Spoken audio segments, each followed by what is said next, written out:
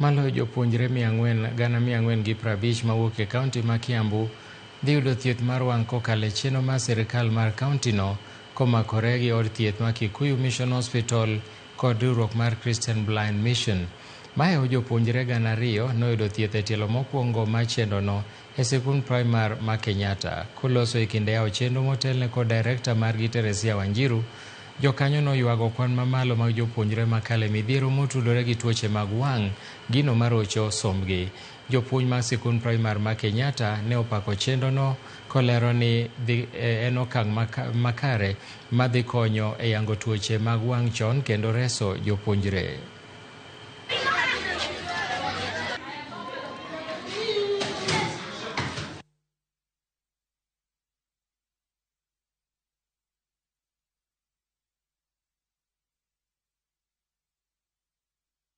We are going school to school, child to child, leaving no one behind. And once they are screened and they are identified to have problems, then they are treated on site.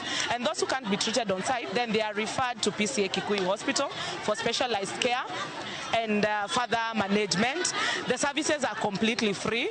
And we also holding a surgical camp for children who will be found to need surgical intervention in August when they have closed the school. The surgical camp again will be totally free because we need to recover their sight. Children have a very long lifetime, and so we need to restore their sight so that they can be able to get the best quality of their lives. This eye screening will be able actually to reveal the problem that is likely to occur in the future if intervention measures are not going to be taken.